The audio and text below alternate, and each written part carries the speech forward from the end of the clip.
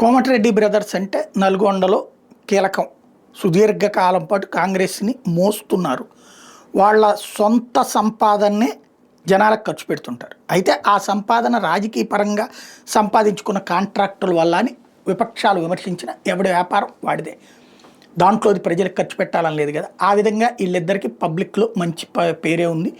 అందులో పేదరికం ఎక్కువగా ఉండేటటువంటి నల్గొండ జిల్లా అయ్యేటప్పటికీ వీళ్ళ మీదన ఆ విధమైనటువంటి హోప్ ఎక్కువగానే ఉంది. అందుకని వీళ్ళ పట్టు గట్టిగానే ఉంటుంది. అయితే ఇక్కడ కోమటిరెడ్డి రాజగోపాల్ రెడ్డి ఆ మధ్యన భారతీయ జనతా పార్టీలోకి వెళ్ళి కరెక్ట్గా అప్పట్లో ఆయన బీజేపీలోకి వెళ్ళడం వల్లనే ఆ రోజున ఉప ఎన్నిక జరిగింది.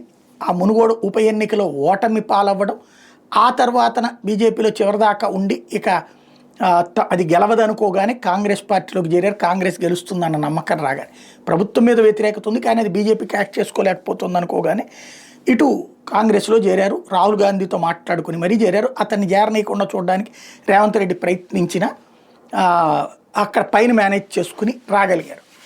ఆ తర్వాతన గెలిచారు, కాంగ్రెస్లోకి వచ్చి గెలిచారు. అయితే రేవంత్ రెడ్డి టాక్టికల్గా వెంకటరెడ్డికి మంత్రి పదవి ఇచ్చాడు, రాజగోపాల్ రెడ్డిని పక్కన పెట్టాడు. రాజగోపాల్ రెడ్డి తనకు మంత్రి పదవి కోసం చాలా గట్టి ఎక్స్పెక్టేషనే చేశాడు, ప్రయత్నించాడు.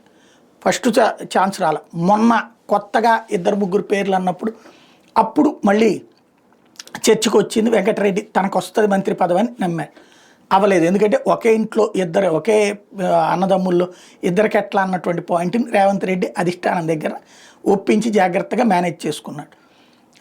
ఇప్పుడు నిన్న మహబూబ్ నగర్ టూర్ సందర్భంగా పాలమూరు ప్రాజెక్టులు వీటి గురించి మాట్లాడుతూ కేటీఆర్ని ఉద్దేశించి 10 ఏళ్ల పాటు నేనే ముఖ్యమంత్రి, ఎవడాపుతాడు చూస్తా, నీ చేతనేం చేసుకుంటూ సాధారణంగా ఆయన ఆ తరహా భాష వాడడం ఆయనకి సహజంగా అలవాటు. అదొక సవాల్ విసురుతూ ఉంటారు. దానికి ఇప్పుడు కోమటిరెడ్డి రాజగోపాల్ రెడ్డి ఓపెన్ అయిపోయాడు, తిరుగుబాటు చేసేస్తున్నట్టుగా ప్రకటించేశాడు. ఓపెన్ తిరుగుబాటు.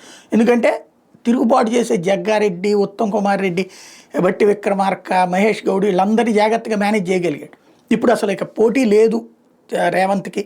అప్పుడు మళ్ళీ రాజశేఖర్ రెడ్డి ఎట్లయితే తన ప్రత్యర్థులందరినీ తనకు అనుకూలంగా మలుచుకోవడం, లేదంటే వాళ్ళకి అధినాయకత్వం దగ్గర అవకాశం లేకుండా చేశాడో ఆ విధంగా రేవంత్ రెడ్డి కూడా స్కెచ్ నడుపుతున్నాడు అన్నటువంటి సందర్భంలో ఇప్పుడు మళ్ళీ కొత్త కాన్సెప్ట్ వచ్చింది. రాజగోపాల్ రెడ్డి ఓపెన్ ట్వీట్ చేస్తూ నువ్వెవరు చెప్పడానికి 10 ఏళ్ళు నువ్వే సీఎం అని కాంగ్రెస్ అధిష్టానం నిర్ణయిస్తుంది అన్నటువంటి దానికి అనవసరంగా రెచ్చగొట్టడం, అంత మించి ఏమీ లేదు.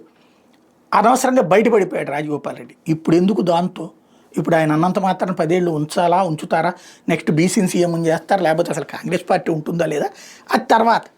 బట్ ఈయన బయటపడిపోవడం ద్వారా రేవంత్కి ప్రత్యర్థిని అని చెప్పుకోవడం ప్రారంభించారు. రేవంత్ చాలా టాక్టికల్ మనిషి. ఎదురుగుండా కొట్టడు, వెనక నుంచి దారుణంగా కొడతాడు. అది జాగ్రత్తగా చెక్ చేసుకోవాల్సింది ఇప్పుడు.